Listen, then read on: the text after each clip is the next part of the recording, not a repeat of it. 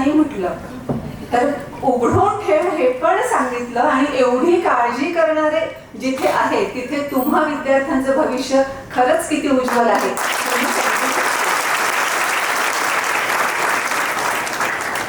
शिट्यावरून भाताची परीक्षा ती अशी होत असते. आदरणीय Bhandari sir, Resha ma'am, Vaishali Patil ma'am, Sharada ma'am, Bari sir, Amrutkar sir, police अकॅडमीचे सर, हा कार्यक्रम यशस्वी करण्यासाठी खूप प्रयत्न करणारा सगळा टीचिंग नॉन टीचिंग स्टाफ आणि ज्यांच्यासाठी मला इथे बोलवण्यात आलेलं आहे त्या माझ्या छोट्या मित्रमैत्रिणींनो, मी तुम्हाला एक गोष्ट सांगू इच्छिते. एका घरामध्ये एका मुलाचा जन्म झाला. मुलगा म्हणजे मूल, एक मूल जन्माला आलं. मग ते थोडंसं मोठं झाल्यानंतर त्या मुलाला शाळेमध्ये टाकण्यात आलं. अजून थोडं मोठं झाल्यानंतर कॉलेजमध्ये टाकण्यात आलं. म्हणजे कॉलेजमध्ये त्यानं स्वतः ऍडमिशन घेतलं. कॉलेज त्याचं संपल्यानंतर मग आता समाजाचंही प्रेशर आणि कुटुंबाचंही प्रत्यक्ष अप्रत्यक्ष प्रेशर सुरू होतं की आतापर्यंत आम्ही तुला खाऊ पिऊ घालत होतो, आम्ही तुझी सगळी व्यवस्था बघत होतो, आता तुझी जबाबदारी आहे स्वतः अर्थार्जन सुरू करण्याची, त्यामुळे तू आता काहीतरी त्यासाठी बघितलं पाहिजेस. यानं 10-12 ठिकाणी ऍप्लिकेशन फॉर्म्स दिले. अशाच ठिकाणी वेतन आले. त्याचं लग्न झालं. मग त्याला मूल झालं. मग त्यानंही आपल्या बाबतीत जसं झालं होतं, समाजाचं ज्या पद्धतीनं वहिवाट रीत चालत असते त्या पद्धतीनं आपल्या मुलाला शाळेत घातलं. नंतर त्या मुलानं कॉलेजमध्ये ऍडमिशन घेतलं. नंतर त्या मुलाचं लग्न करण्यात आलं. नंतर त्या मुलालाही मूल झालं. आणि हा आपला ओरिजिनल जो कथानायक होता तो आता आजोबा झाला होता. तो नातवंडांना खेळवत होता. आणि एक दिवशी देवाचं बोलवणं आलं आणि तो वर निघून गेला. संपली गोष्ट. नाही आवडली फारशी? ओके, अगदी मागेपर्यंत मी अंदाज करू शकते की कुणालाच नाही आवडली ही गोष्ट फारशी. ठीक आहे, मी आता तुम्हाला अमेरिकेतल्या एका मुलाची गोष्ट सांगते. हा अमेरिकेतला मुलगा आणि अगदी लहानपणापासून जन्माला जसा आला तसाच तो हृदयाचा एक कोणता तरी आजार घेऊन जन्माला आला. त्याला अस्थमा अगदी लहानपणापासून होता. वेगवेगळ्या प्रकारच्या ॲलर्जीज त्याला होत्या. आणि या सहित त्याचं बालपण सुरू असताना आई वडील त्याच्यावर फार प्रेम करत होते का? असंही अजिबात नाही. त्याचे वडील उलट इतके मारकुटे होते की घरामध्ये जेव्हा तो असे तेव्हा एकतर वडिलांचा ओरडा खाणं किंवा वडिलांचा मार खाणं एवढंच त्याच्या नशिबामध्ये होतं. इतकंच कशाला, त्याचे वडील काहीही वाटायचं नाही आणि सतत ते या मुलाच्या आईला मारायचे. आणि हा छोटासा मुलगा सरळ बघायचा की आपल्या आईला कसा त्रास दिला जातो. अवघ्या 5 वर्षांचा असताना एक प्रसंग तर असा घडला की नेहमीप्रमाणे वडिलांनी तिच्या नाकावर इतके, तोंडावर इतका जोरात मुक्का मारला की कितीतरी पायऱ्या घरंगळून ती खाली पडली. खाली पडल्यानंतर अक्षरशः ती बेशुद्ध झालेली होती. पण वडिलांनी तिच्या केसांना पकडून दूर खोलीमध्ये ओढून नेलं आणि ती बेशुद्ध असतानाही तिला खूप मारझोड केली. आणि हा मुलगा, छोटासा 5 वर्षांचा मुलगा, लक्षात घ्या, हा मुलगा आईला असं वडील मारतात म्हटल्यावर त्याला कमरेचा बेल्ट काढला आणि त्या बेल्टने त्याला झोडून काढलं. आणि असं बरेचदा व्हायचं. बरं, दिवस असा जात असताना रात्र काही सुखाची असायची का? रात्री निवांत झोपता यायचं का? अजिबात नाही. त्याच्या वडिलांचं स्केटिंगचं प्रोफेशन होतं.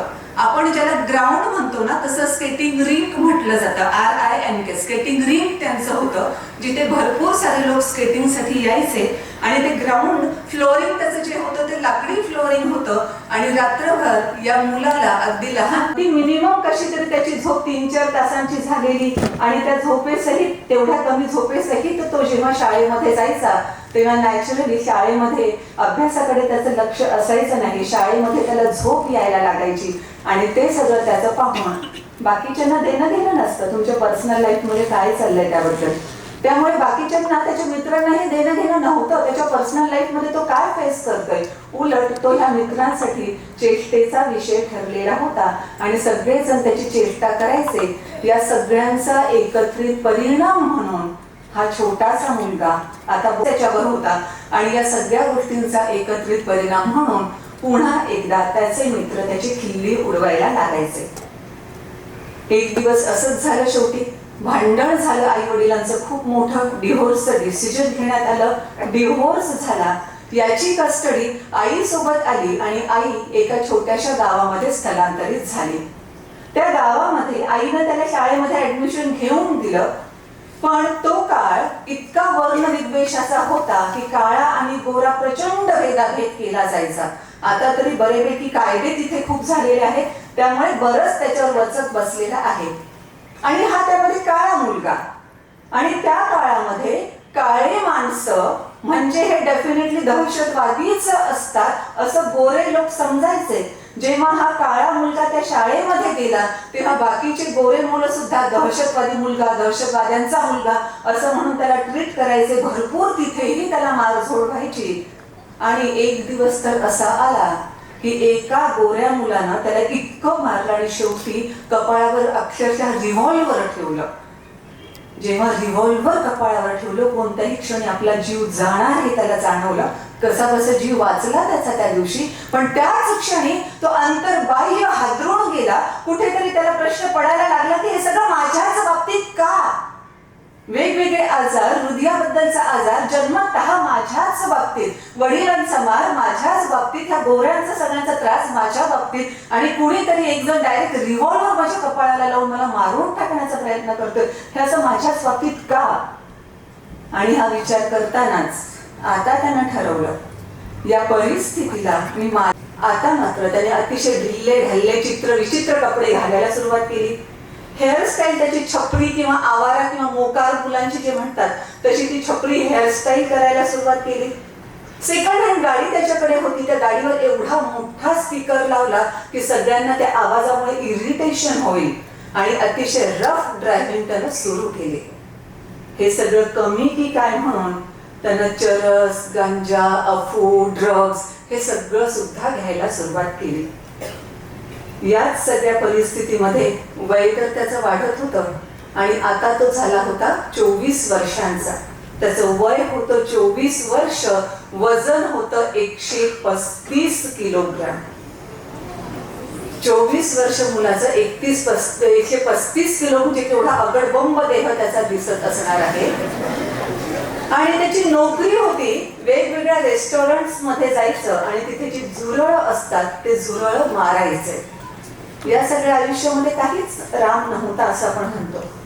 आणि जेव्हा तो सगळं नोकरी वगैरे संपून घरी यायचा, कधीतरी आरशामध्ये बघायचा, काहीही होऊ शकणार नाही, तू असाच असणार आहेस, असाच जाणार आहेस. पण एक दिवस असा आला, नेहमीप्रमाणे सगळं ते झुरळ मारण्याचं काम संपून तो घरी आला. अतिशय नैराश्याचं त्याचं जीवन चालू होतं. आयुष्यात नाविन्य काहीच नाही. पण जेव्हा तो त्या दिवशी घरी आला, त्यानं टीव्ही ऑन केला आणि टीव्हीवर एक डॉक्युमेंटरी चालू होती. ती डॉक्युमेंटरी होती नेव्ही सीलची. नेव्ही सील काय आहे आपल्याला सांगते. सगळ्यात चांगली मिलिटरी कुणाची आहे म्हटलं जातं तर ती अमेरिकेची आहे. आणि अमेरिकेतल्या मिलिटरीमध्ये तिन्ही पण आलं, एअरफोर्स आलं, नेव्ही आलं आणि आर्मी पण आलं. या तीनही कॅटेगरीमध्ये सगळ्यात जास्त खरं तर ट्रेनिंग ज्यांना दिलं जातं ते असतात नेव्ही सील. आणि नेव्ही सील हे अमेरिकन मिलिटरीचं असं युनिट आहे की कितीही मोठा प्रॉब्लेम, कितीही अवघडातला अवघड प्रॉब्लेम, एअरफोर्स मधला असू देत, जमिनीवरचा असू देत, पाण्यामधला असू देत, हे नेव्ही सील तिथे जाऊन तो प्रॉब्लेम सॉल्व्ह करायचे. अशा पद्धतीने हे ते मिलिटरीचं युनिट होतं. आणि नेव्ही सील काय काय करतं, त्यांचं ट्रेनिंग कशा पद्धतीनं चालतं, ही सगळी डॉक्युमेंटरी त्यानं बघितलं. आणि कुठेतरी आशेचा किरण त्याच्या मनात जागा झाला. पुन्हा एकदा त्यानं आरशात बघितलं आणि त्याला वाटलं की येस, आता माझ्यात बदल होऊ शकतो आणि मी डेफिनेटली काहीतरी करू शकतो. म्हणून तो रिक्रुटमेंट जिथे केलं जायचं नेव्ही सील्स लोकांचं, तिथे त्या रिक्रुटमेंट ऑफिस मध्ये गेला आणि मला नेव्ही सील बनायचं आहे म्हणून सांगितलं. जेव्हा त्यानं हे वाक्य उच्चारलं, रिक्रुटमेंट करणारे सगळे अधिकारी तिथले जोर जोरात हसलो आणि त्यानं लगेच स्वतःची ठामपणानं ठरवलं की मला आता माझ्या लाईफ मध्ये चेंज करायचा आहे. जो अत्यंत आळशी होता तो आता सकाळी 5 वाजता बरोबर उठायला त्यानं सुरुवात केली. वाईट सवयी ज्या सगळ्या लागल्या होत्या त्या वाईट सवयींपासून मला दूर जायचंय. त्यानं एका क्षणी ठरवलं आणि तो इमिजिएटली दूर गेला. व्यसनांपासून दूर जाणं किती अवघड असतं, दारू पिण्याचंही व्यसन सोडवणं किती अवघड असतं आपल्या सगळ्यांना माहीत असेलच. पण यानं ठरवलं की मला आता कोणतंही व्यसन करायचं नाहीये, मला एक टर्निंग पॉइंट मिळतोय, मला तिथे जायचं आहे. आणि व्यसनांपासून त्यानं पूर्णतः फारकत घेतली. दररोज जिम मध्ये 2 तास तो वर्कआउट करू लागला आणि 2 तास वर्कआउट केल्यानंतरही तो मैल पळायला लागला. आणि खरंच 3 महिन्यांनंतर जेव्हा तो ह्या रिक्रुटमेंट अधिकाऱ्यांच्या समोर आला होता तेव्हा त्यानं 50 किलो कमी केलेला होता. 135 चा डेव्हिड आता 85 किलोवर आलेला होता. आणि अर्थातच मग त्याला नेव्ही सीलच्या प्रोसेसमध्ये घेण्यात आलं, त्याची ट्रेनिंग सुरू करण्यात आली. पण सुरुवातीला जे मेडिकल चेकअप झालं त्या मेडिकल चेकअप मध्ये तो हार्टचा प्रॉब्लेम पुन्हा एकदा दिसला आणि डॉक्टरांनी असं सांगितलं की या नेव्ही सील साठीचं जे वर्कआउट जे ट्रेनिंग आहे ते तर हा सहन करू शकणारच नाही, याचं शरीर सहन करू शकणारच नाही. पण साधा जरी हा वर्कआउट करता नेव्ही सील अर्थातच बनणार नाहीयेच. आणि त्यानं तेही चॅलेंज स्वीकारलं आणि मला करायचं आहे म्हणून ठरवलं. आणि नेव्ही सील होण्याचा त्याचा सगळा प्रवास चालू झाला. एक दिवस तोही आला जेव्हा हा नेव्ही सील झाला सुद्धा. आणि याच्या अचिव्हमेंट सांगू आता काय काय आहेत. याच्या एवढ्या जबरदस्त अचिव्हमेंट्स आहेत. 24 तासामध्ये 4030 पुलअप्स करण्याचा जागतिक विक्रम याच्या नावावर आहे, जो अतिशय आळशी मनुष्य होता. 4030 पुलअप्स 24 तासात करणारा हा जागतिक विक्रमवीर आहे. त्यासोबतच अमेरिकन मिलिटरी मधलं एअरफोर्स, नेव्ही आणि आर्मी या तिन्ही ट्रेनिंग मधल्या हा एकमेव नेव्ही सील आहे ज्यानं 3 हेल वीक कंप्लीट केले एका वर्षामध्ये. म्हणजे 3 तर कुणीच केलेले नाहीये, यानं 3 केलेही आणि ते एका वर्षात केले.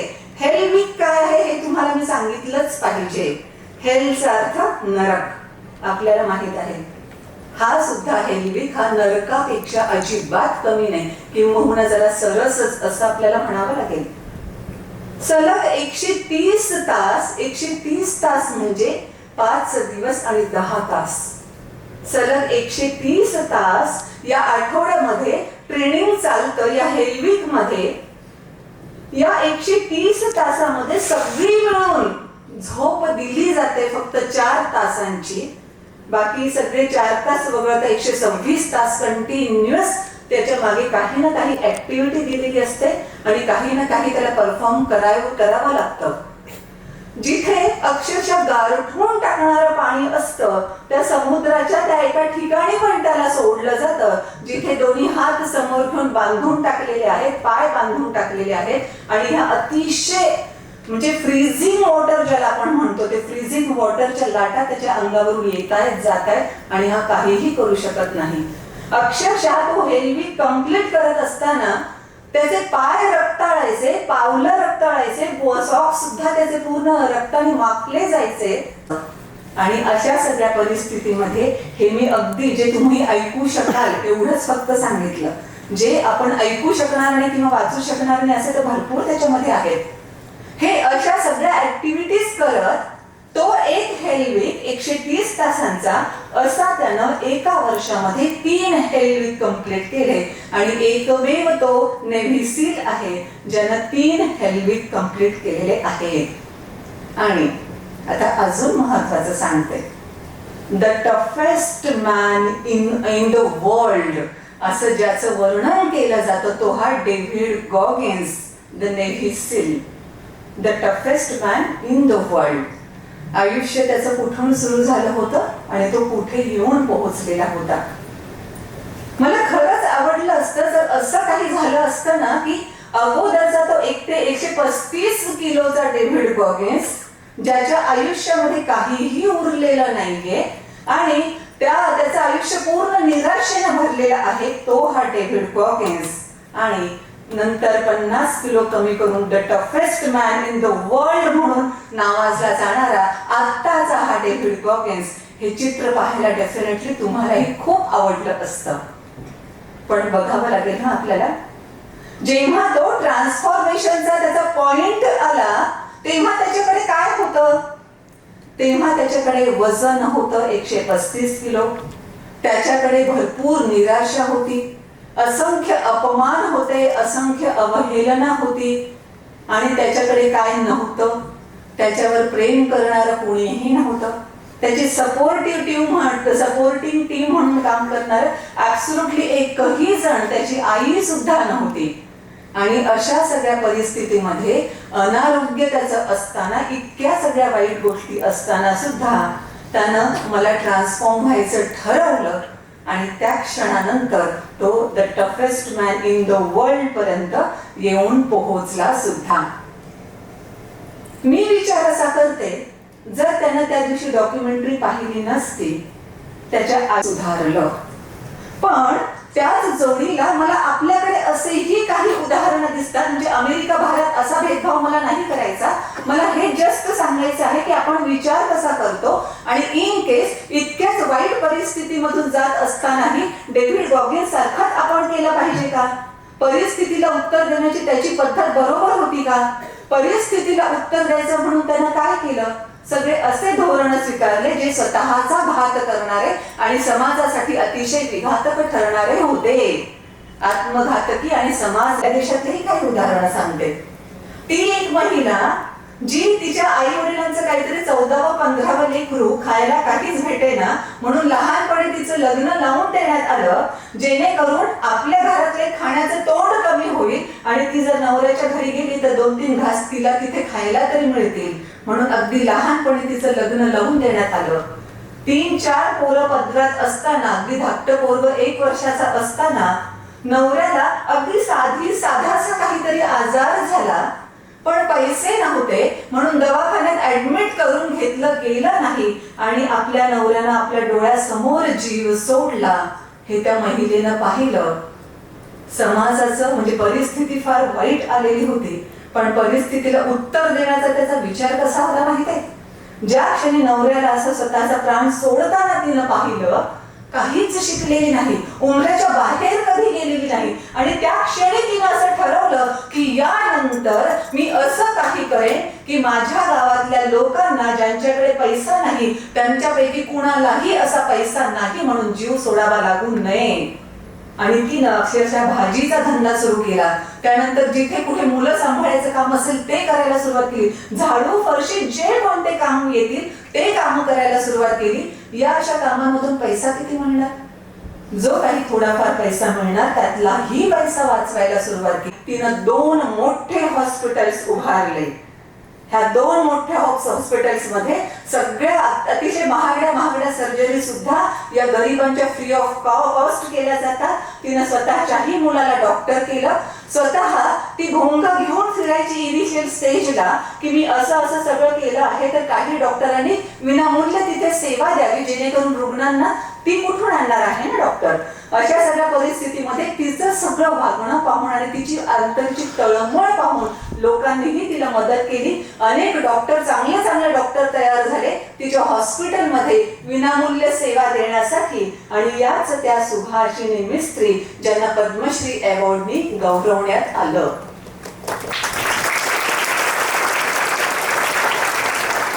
परिस्थितीला उत्तर देण्याची पद्धत कशी असते सांग. तिच्या पोटातलं मूल आणि ती बायको यांच्याशिवाय दुसरं आयुष्य किंवा दुसरं विश्वच त्याला काही नाही. आणि जेव्हा तिला पेन्स होऊ लागल्या तर हॉस्पिटलमध्ये नेलं पाहिजे त्याच्या लक्षात आलं. अक्षरशः त्यांना तिला खांद्यावर घेऊन तो डोंगर चढायला सुरुवात केली. डोंगर चढणं, उतरणं, पुन्हा चालत जाणं आणि नंतर त्या ग्रामीण रुग्णालयामध्ये आपल्या बायकोला भरती करणं, हे सगळं त्याला करायचं होतं. पण डोंगर चढत असतानाच अतिशय त्रासानं त्या पत्नीनं जीव सोडला. तीही मेली, तिच्या पोटातलं मूलही त्यानं गमावलं. आणि त्या क्षणी परिस्थितीला उत्तर देण्याचं डिसिजन घेतलं. ते उत्तर त्यानं असं दिलं की त्याच दिवशी, ज्या दिवशी आपली बायको, आपलं ते पोटीच्या पोटातलं मूल यांनी जीव सोडला आहे, त्याच दिवशी पुन्हा असा कुणाला जीव सोडावा लागू नये म्हणून त्यानं चिमणी आणि हातोडा घेतला. अख्खा डोंगर पोखरून काढायचं त्याने ठरवलं. सगळ्यांनी त्याला मूर्खात काढलं. बऱ्याच जणांना वाटलं त्या दोघांच्या मृत्यूचा ह्याच्या डोक्यावर काहीतरी परिणाम झाला असेल. काही जणांना वाटलं करेल 2-4 दिवस, चिमणी आणि हातोडीने अख्खा डोंगर फोडून काढणं हे काही साधं काम आहे का, नंतर बरोबर ताळ्यावर येईल आणि तो राहील. पण तो ताळ्यावर आलाच नाही, कारण त्यानं जे ठरवलं होतं तो अगदी ठाम होता त्या आपल्या निर्णयाशी. म्हणून काही परिस्थिती अशी आली की लोक जे होते तेही गाव सोडून जायला लागले. सगळेजण त्यालाही चल म्हणू लागले की इथे आता काहीच उरलं नाही, गाव सोडून चल. पण त्यानं सांगितलं नाही, माझ्या पत्नीचा माझ्या मुलाचा मृत्यू झाला आहे, असा मृत्यू कोणाचाच होणार नाही याची मी दक्षता घेईन. तब्बल 22 वर्ष, 1 नव्हे 2 दिवस नव्हे, तब्बल 22 वर्ष हे दशरथ मानसी डोंगर पोखरत होते. आणि डोंगर पोखरून त्यांनी अक्षरशः खरोखर 55 किलोमीटरचा अगोदर जो रस्ता होता तो अवघ्या 6 की 7 किलोमीटरवर आणून सोडला. परिस्थितीला उत्तर देणं हे असं असतं. अजून किती उदाहरणं देऊ.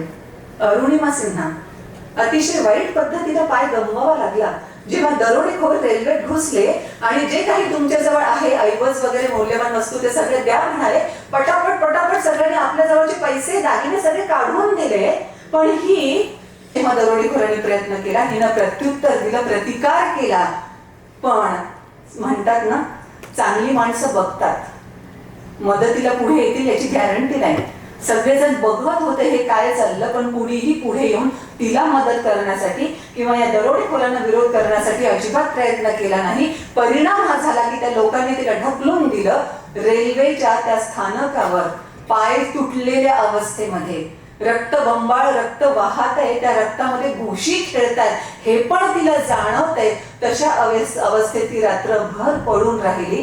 दुसऱ्या दिवशी कुठेतरी अगोदर रुग्णालयामध्ये तिला प्राथमिक आरोग्य सेंटरमध्ये नेण्यात आलं. तिथे प्राथमिक उपचार करण्यात आले. तिला एम्स मध्ये नेण्यात आलं आणि एम्स मध्ये जेव्हा ती पोहोचली तेव्हा तिच्या हेही लक्षात आलं की एवढं सगळं तिनं केलंय. तिच्या शौर्याचं कौतुक करण्याच्या ऐवजी तिच्यावर उलट बातम्या लिहिल्या जात आहे की हिनं तिकीट काढलं नाही म्हणून त्याच्या भीतीने हिनं स्वतःच उडी मारली आणि म्हणून तिचा पाय तुटला गेला. हे सगळं म्हणजे शरीराच्या वेदनांपेक्षा मनाच्या वेदना केवढ्या जबरदस्त असतात सरकारांचं आहे. आणि ती पहिली दिव्यांग व्यक्ती ठरली जिनं एव्हरेस्ट सर केलं. अरुणिमा सिन्हा. सगळं तिच्याबद्दल वाईट घडलं होतं, कोणी मदतीला आलं नव्हतं. दरोडेखोरांमुळे अशा रीतीने तिला पाय गमवावा लागला होता. पण परिस्थितीला उत्तर देणं तिचं असं होतं. ती दुसरी एक तरुणी जिला the highest authority interview panel स्वतः UPSCचा इंटरव्ह्यू पॅनल स्वतः तिला सांगतंय की तुझं असं 62% हँडिकॅप असणं तुला चतुर्थ श्रेणी सफाई कर्मचाऱ्याचीही नोकरी मिळवून देणार नाही. UPSCचा विचार आणि अधिकारी होण्याचा विचार तू सोडून दे. तिनं विचार सोडला नाही. तिनं ही परिस्थितीला उत्तर द्यायचं ठरवलं. पण परिस्थितीला उत्तर देण्याची तिची पद्धत होती कायदेशीर फाईट करण्याची. कायदेशीर फाईट केली तिनं. पुन्हा एकदा UPSC दिली. परिस्थितीला उत्तर देणं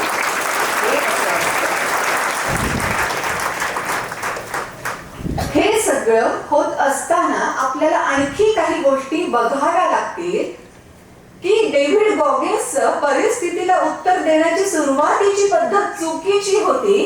पण नंतर आयुष्यामध्ये टर्निंग पॉइंट आला आणि त्या टर्निंग पॉइंटचा त्यांनी अगदी मस्त पद्धतीने उपयोग करून घेतला. डिसिप्लिन म्हणजे काय असतं. इथे येण्याच्या अगोदर सेंट्रल लायब्ररीचा जो उल्लेख झाला होता आपल्या मध्यंतरी बोलण्यामध्ये, तिथे काही जणांनी इंटरव्ह्यू घेतले. तुमच्यासारखे छोटे छोटे विद्यार्थी होते. अमृतकर सरांनी ते अरेंज केलेलं होतं. त्या विद्यार्थ्यांना सुद्धा मी डिसिप्लिन बद्दल सांगत होते. डिसिप्लिन काय असतं, मोटिवेशन काय करतं माहितीये का. म्हणजे थोडक्यात मी इथे उभं राहून काय करत आहे आणि डिसिप्लिन चालत नाही. ती थोड्या थोड्या अंतराने लगेच बंदच पडत जाते किंवा चालूच शकत नाही. मोटिवेशन माझ्या दृष्टिकोनातून फर्स्ट गिअर आहे जे फक्त तुमची गाडी सुरू करत आहे. पण पुढचे सगळे तुम्हाला गिअर टाकण्यासाठी फक्त आणि फक्त डिसिप्लिनच महत्वाची असते. आणि डिसिप्लिन कशी असते सांगू. या डेव्हिड गॉगिन्सनीच जी डिसिप्लिन पाळली आणि म्हणून तो the toughest man in the world ठरला. त्याची डिसिप्लिन अशी होती. त्यांनी त्या दिवशी जस्ट एक उदाहरण देते, अशी उदाहरण त्याच्या आयुष्यातले खूप सारे आहेत. त्याला त्या दिवशी त्याच्या वर्कआउट मध्ये 112 पुलअप्स करायचे होते आपलं एक मन आणि दुसरं मन आपल्याला नेहमीच काही सांगत असतं. आपलं एक मन असतं ज्याला कम्फर्ट झोन मध्ये राहायचं असतं, आणि दुसरं मन असतं जे सतसत विवेक बुद्धीला स्मरून सगळं सांगत असतं की नाही हे चूक आहे, नाही हे ते. आणि अशा परिस्थितीमध्ये जे मन ओव्हर पॉवर ठरेल त्याचा विजय झालेला असणार आहे. सो 112 पुलअप्स करायचं त्यांना ठरवलेलं होतं. त्याच्या वर्कआउट प्लॅन मध्ये मेहनत घेत आहोतच ना, एक पुलअप नाही केलं म्हणून काय झालं? त्या क्षणी त्या कम्फर्ट झोन मधल्या मनावर त्या मनाचा विजय झाला आणि एक पुलअप कमी करून तो घरी गेला. पण त्याचं सतसत विवेक बुद्धीचं मन सतत त्याला जाणीव करून देत होतं, तू डिसिप्लिन मोडली आहेस, तू जे ठरवलं होतं ते तू मोडलेलं आहेस. घरी गेला खरा, पण इतका बेचैन झाला आणि आता त्यानं ठरवलं की या कम्फर्ट झोन मध्ये राहू इच्छिणाऱ्या मनाला अशी शिक्षा करायची की ते पुन्हा वर आलंच नाही पाहिजे. त्याचा पुलअप करायचा फक्त एक राहिला होता. हा पठ्ठ्या गेल्या पाऊली परत जिम मध्ये आला आणि आता त्या मनाला अद्दल घडवायची म्हणून पुन्हा एकदा पहिल्यापासून तर 1, 2, 3 पासून तर थेट पूर्णच्या पूर्ण 112 पुलअप्स त्यानं केले. मिस किती केला होता? फक्त एक पुलअप मिस केला होता.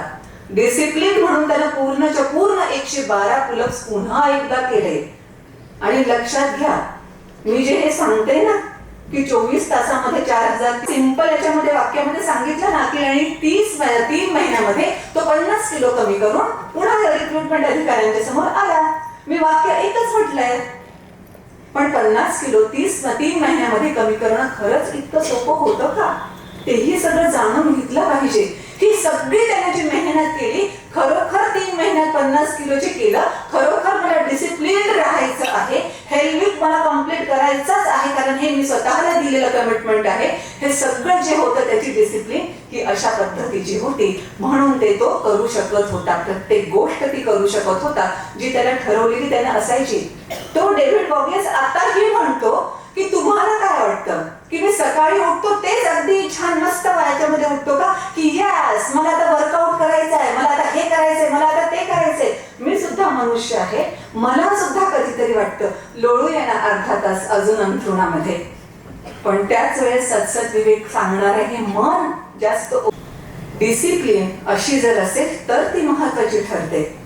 हाच डेव्हिड गॉगिन्स असंही सांगतो, त्यानं स्वतःच्या अनुभवांवरून ते सांगितलेलं आहे की जेव्हा आपल्याला वाटतं की आपण कम्प्लिटली एक्झॉस्ट झालोय, मेंटली एक्झॉस्ट झालो आहोत, शारीरिक दृष्ट्या एक्झॉस्ट झालेलो आहोत, तेव्हा सुद्धा आपण आपल्यातलं पोटेन्शियल फक्त 40% इतकंच वापरलेलं असतं. आणखी 60% पोटेन्शियल आपल्यात शिल्लक असतं, जे आपण ह्या सतसत विवेक असणाऱ्या मनाला जर व्यवस्थित ओव्हर पॉवर केलं, कम्फर्ट झोन मध्ये राहणाऱ्या मनाला दाबून टाकू शकलो तर डेफिनेटली आपलं 60% सुद्धा आपण बाहेर काढू शकतो. आणि आपल्यातलं त्याच्यावर प्रेम करणारं, त्याच्या आयुष्यात काही चांगलं झालं तर टाळ्या वाजवणारं किंवा नाही झालं तर त्याला दिलासा म्हणून त्याच्या खांद्यावरून हात फिरवणारं कोणीही नव्हतं. जे काही त्याला करायचं होतं स्वतःच ठरवायचं होतं. अशा वेळेस त्यानं त्या आरशाला अकाउंटेबिलिटी दिली, स्वतःचं सगळं चरित्र जे आहे, ज्या पद्धतीनं तो त्या मार्गावर चालला आहे त्याला ऑब्झर्व करण्याची.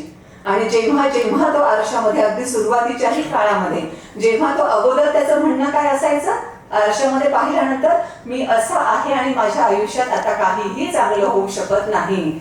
पण जसा हा टर्निंग पॉइंट आला तेव्हापासून त्याने आरशात सांगायला सुरुवात केली, मी खूप जाडा आहे, मी खूप आळशी आहे, मी अतिशय खोटारडा वाईट माणूस आहे, पण ह्या सगळ्यात बदल घडवणारा कोण असेल तर तो फक्त मीच आहे. आणि ते काढून टाकायची आणि पुन्हा एका नवीन गोष्टी. तेव्हा डेफिनेटली आपण अशाच गोष्टी करतो ज्या आपल्याला प्राऊड फील करतील. हे सगळं करत असताना त्यानं स्वतः खूप कठोर मेहनत घेतली.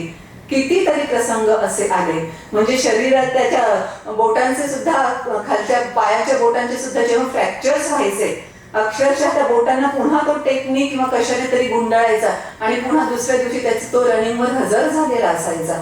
कारण त्याचं म्हणणं ते होतं की शरीर त्याचं काम करतंय, पण मला त्याच्याकडून काम कसं करून घेता येतं मला माहित आहे.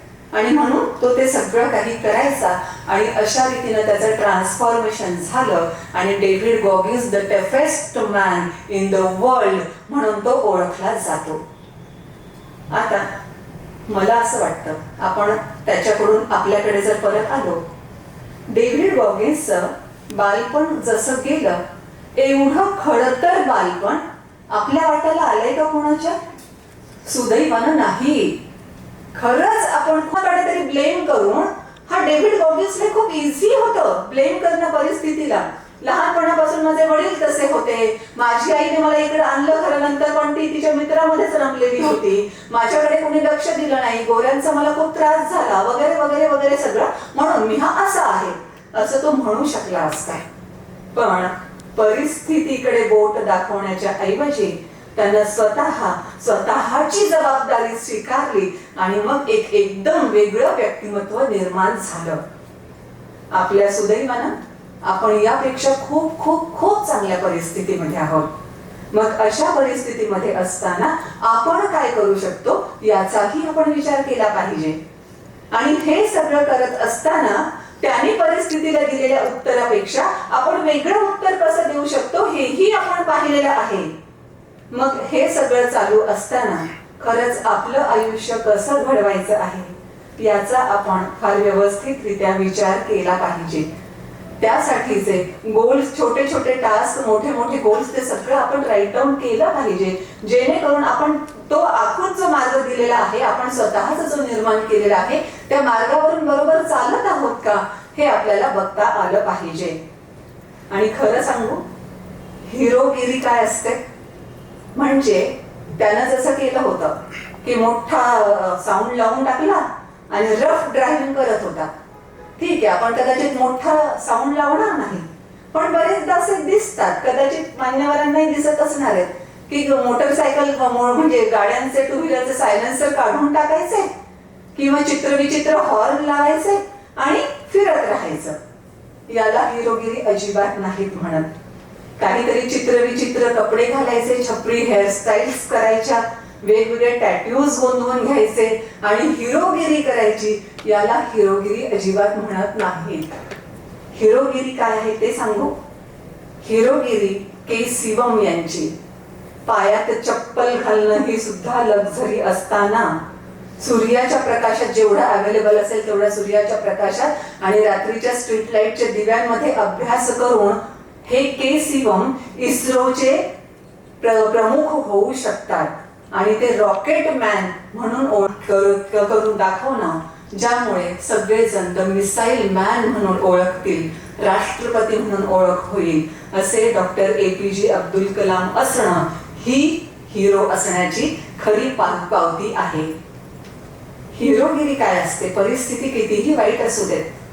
केम्ब्रिजला नंबर लागला होता, फक्त गरिबी अडवी आली आणि केम्ब्रिजला जाता नाही आलं, वडिलांचा मृत्यू झाला, घराचीही जबाबदारी आली, अक्षर आणि सुपर 30 हे पद हे तयार करणं, जिथे IITला नंबर्स लागतील, पहिल्या बॅच मध्ये 18 जण आणि दुसऱ्या बॅच मध्ये तर पूर्णच्या पूर्ण 30 जणांचा IITला नंबर लागणं हे हिरो असणं असतं. खरे हिरो कोण आहेत? हे आनंद कुमार हिरो आहेत. असे किती उदाहरण सांगायचे म्हणजे बरेच जण हिरो आहेत, हे खरे हिरो आहेत. सिनेमामध्ये स्टंट साठीही दुसरा कोणीतरी वापरणारे जे असतात ते खरंच हिरो असतात का याचा आपण विचार केला पाहिजे. आणि ऑफकोर्स मुलींनाही मी सांगू इच्छिते, रील्स स्क्रोल करत राहणं, ही किती सुंदर दिसते, तिचा किती भारी मेकअप आहे, तिची ओढणी तर इतक्या लाखांची होती, या सगळ्या चर्चांपेक्षा खऱ्या नायिकांचा आदर्श घेणं हे महत्वाचं आहे. कारण ह्या स्क्रीनवरच्या नायिका जेव्हा आपल्याला इतक्या सुंदर दिसतात तेव्हा कदाचित आपल्याला माहित नसतं त्यांनी किती वेळा कोणकोणत्या प्रकारच्या प्लास्टिक सर्जरीज केलेल्या आहेत, कोणकोणत्या पद्धतीचे अतिशय लाखो रुपयांपेक्षाही जास्त किमतीचे कॅमेरेज वापरण्यात आलेले आहे, किती एडिटिंग झालं, किती फिल्टरिंग झालं, कॅमेराच्या कशा काय लोकेशन्स होते आणि किती फोटो काढल्यानंतर हा एक फोटो आपल्या समोर ठेवण्यात आला, बाकीचे फोटो डिस्कार्ड करण्यात आले, हे सगळं आपल्याला माहित नसतं. म्हणूनच त्या रील्स मध्ये दिसणाऱ्या, कोणत्याही स्क्रीनवर दिसणाऱ्या हिरोईन्स पेक्षाही रिअल हिरोईन कडे आपण बघितलं पाहिजे. रिअल हिरोईन म्हणून अगदी मोजकी नावं मी सांगू शकते. सुधा मूर्ती, सिंपल लिव्हिंग हाय थिंकिंग, एअरपोर्टवर त्यांचा अपमान करण्यात आला होता. त्या अतिशय साधी राहणी होती त्यांची आणि एअरपोर्टवर बिझनेस क्लासमध्ये ज्यांच्यासाठी खूप जास्त किमतीचं तिकडे आहे, त्यांचा क्यू तिकडे आहे. म्हणजे बिझनेस क्लासची फीस तुम्ही काय अफोर्ड करू शकणार आहात? तुमचा इकॉनॉमिक क्लास असेल, जा जाऊन त्या रांगेत उभं राहा, असं त्या तरुणी म्हणाल्या. सुधा मूर्तीने फक्त स्माईल करून त्या तिथेच उभं राहिल्या. जेव्हा नावं आतमध्ये एक एक घेऊन आतमध्ये सोडण्यात आलं तेव्हा या दोघींना वाटत होतं आता तोच आहे एअरपोर्ट अथॉरिटी वाला, जेव्हा ह्यांचं तिकीट बघेल तेव्हा बरोबर तो त्यांना इकॉनॉमिक क्लासमध्ये पाठवून देईल. यांनी त्याला तिकीट दाखवलं आणि त्यांनी स्माईल करून त्यांच्याशी काहीतरी ग्रीट करून त्यांना आतमध्ये पाठवलं. तेव्हा या दोघींचा कटाक्ष त्यांच्याकडे असा होता, पैशाच्या जोरावर कसल्या कसल्या बायका इथे बिझनेस क्लासमध्ये येतात. पण त्या सुधा मूर्ती होत्या आणि इतरांच्या नजरा माझ्याकडे कशा बघत आहेत त्याच्याशी त्यांना काहीही देणं घेणं नव्हतं. मी ज्या पद्धतीनं सिंपल राहत आहे ते त्यामध्ये मी कम्फर्टेबल आहे आणि मला ते तसंच राहायचं आहे. बरेचदा काय होतं मुलांच्याही बाबतीत मी अवश्य सांगू इच्छिते की दुसरं कोणीतरी करतंय म्हणून मला असं राहावं लागतं किंवा याला पर्याय नाही म्हणून व्यसनाची सवय कशी लागते. बरेचदा मला मुलंही म्हणतात आग्रह करे तेवढ्यांना नाही म्हणणं का अवघड जातं. जर नाही म्हणणं अवघड जात असेल तर तो आपला प्रॉब्लेम आहे, त्याचा नाही. आणि खरंच जर नाही म्हणणं अवघड जात आहे आणि कोणत्याही एखाद्या नाजूक क्षणी आपण त्या व्यसनाला बळी पडू असं वाटत असेल तर बेटर वे त्याच्यापासून दूर जाणं हा महत्वाचा पर्याय ठरतो. म्हणून अशा रीतीनं दुसऱ्याकडे पुन्हा ब्लेम करण्याच्या ऐवजी स्वतःची जबाबदारी ओळखणं हे महत्वाचं आहे. याच अनुषंगाने हिरो खरंच कोण असलं पाहिजे हेही सांगते.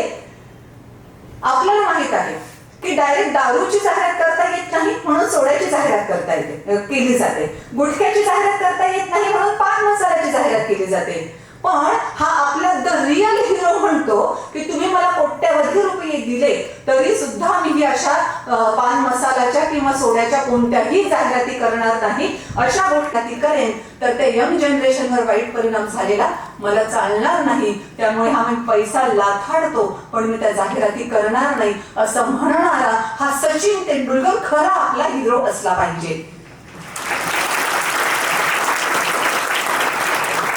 आपल्या हिरोईन्स कोण असल्या पाहिजे? ती कुठल्या तरी अतिशय दुर्गम भागातली एका छोट्याशा खेड्यातली ती एक छोटी मुलगी जिला सगळेच जण त्याच्या शाळेतले शिक्षक सुद्धा म्हणायचे, पूर्ण त्या गावाचं उत्पन्न जण त्या भाताच्या शेतीवरून येणारं आणि तिला कोणीही पाहणारं म्हणायचं की तू अशी पळत नाहीस, तू अक्षरशः उडतेस. आणि मग तिला काही जणांनी सांगितलं की तू ह्या रनिंग कॉम्पिटिशन्स मध्ये भाग का घेत नाही. अतिशय गरीब परिस्थितीतली मुलगी, तिला शूज सुद्धा नाहीत घालण्यासाठी, पण तरी सुद्धा तिच्या मनात अवतीभोवतीचे लोक स्वप्न गाजवतात की यस तुझ्यात पोटेन्शियल आहे, तू करू शकतेस. आणि हीच म्हणजे भारतातली पहिली ऍथलीट ठरते की तिथे जाऊन गोल्ड मेडल घेऊन येते. ती हिमा दास, अगदी ती छोटीशी मुलगी सुद्धा आपल्यासाठी हिरोईन असली पाहिजे. खरी आपली नायिका ती असली पाहिजे. आणि खरे नायक नायिका पाहायचेच असतील ना तर मेरी कोम आणि तिचा नवरा यांच्यापेक्षा दुसरं उदाहरण मी कोणतं देऊ. परिस्थिती अशी काही आहे पण दोघांचंही सहचर्य इतकं चांगलं आहे, कुठेही इगोचा काही प्रश्न नाही. तुला मॅचेस आहेत, हे दोन्ही लेकरं आवळे लेकरं मी सांभाळतो, त्या एका छोटे न आणू देता पती पत्नीमधलं सहचर्य काय असतं हे स्वतःच्या वागण्यातून दाखवून देणारा मेरी कोम आणि तिचा नवरा याच्यापेक्षा जास्त चांगले हिरो आणि हिरोईन मी तुम्हाला कोण सांगू. हे सगळं बघत असताना खरंच आदर्श आपल्या समोर आहेत. आपण कोणाचा आदर्श घ्यायचा आहे हे आपलं आपण ठरवायला पाहिजे. आणि तुम्हा सगळ्यांना आठवण करून देते, मी अगदी सुरुवातीला जी गोष्ट सांगितली ते एक मूल जन्माला आलं, शाळेत गेलं, कॉलेजमध्ये गेलं, मग नोकरीला लागलं वगैरे वगैरे जे तुम्हाला सगळं सांगितलं, तुमच्यापैकी कुणालाही ती गोष्ट अजिबात आवडली नाही आवडली ना. याला इकडे खानदेशात काय म्हणतात माहित नाही, पण आमच्या मराठवाड्यामध्ये म्हण आहे, जन्माला आला हेला, जी असंख्य लोकांच्या बाबतीमध्ये घडते. ती गोष्ट ऐकायलाही आपल्याला आवडत नाही तर ती जगायला आपल्याला आवडेल का? अजिबातच नाही. म्हणून आपण हिरो हिरोईन म्हणून कुणाला पाहिलं पाहिजे, आदर्श कुणाचा घेतला पाहिजे, डिसिप्लिन किती असलं पाहिजे हे जेव्हा आपण स्वतःशी ठरवू, स्वतःचे निकष काही ठरवू, कम्फर्ट झोनच्या बाहेर राहू. डेव्हिड गॉगिन्स सुद्धा तेच म्हणतो की मनाला ही सवय लागलीच पाहिजे की तुझ्या मनासारखं होणार नाहीये. मला जसं पाहिजे तसं होणार आहे, तुझ्या मनासारखं होणार नाही. कारण मनाला नॅचरली कम्फर्ट झोन आवडतो, पण तिथे डिसिप्लिनच महत्वाची ठरली पाहिजे. डिसिप्लिनमुळे हे जे कम्फर्ट झोन मधलं मन आहे ते पूर्णतः दाबून टाकणं जेव्हा आपल्याला शक्य होईल तेव्हा आपण यशस्वी होऊ. यश म्हणजे काय? खूप जणांना वाटतं खूप श्रीमंत असणं म्हणजे यश आहे, किंवा मला हवं ते ताबडतोब हातामध्ये मिळणं म्हणजे यश आहे, खूप मोठं पद असणं म्हणजे यश आहे. पण यश कदाचित यापेक्षाही फार वेगळं आहे. कारण आता आपण जे बोललो की भरपूर पैसा असणं, संसाधनं असणं वगैरे वगैरे सगळं, ही सगळी भौतिक साधन संपत्ती आहे.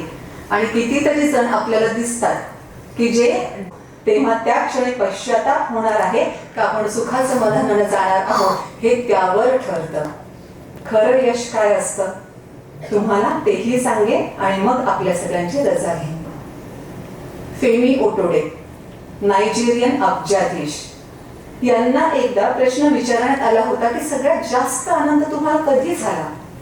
आणि त्यांनी असं सांगितलं, माझ्या आयुष्यामध्ये 4 आनंदाच्या स्टेजेस आल्या.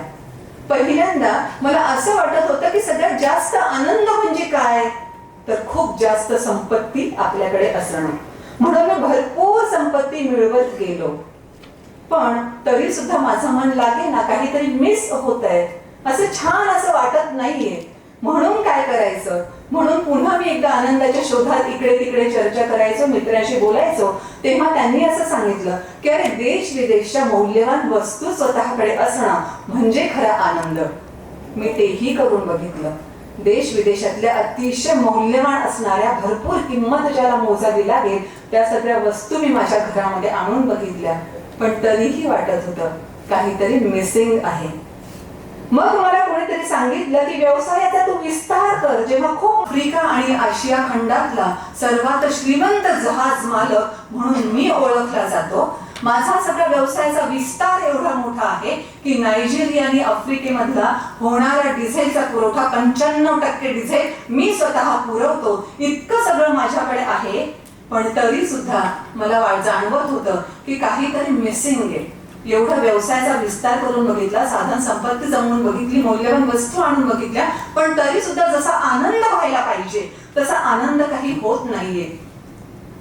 आणि एक दिवस तो आला जेव्हा माझ्या मित्राने मला सांगितलं की अशी अशी एक शाळा आहे, तिथे 200 व्हीलचेअर काहीच नव्हत्या. मी म्हटलं ठीक आहे, 200 व्हीलचेअर तू या दिवशी घेऊन जा.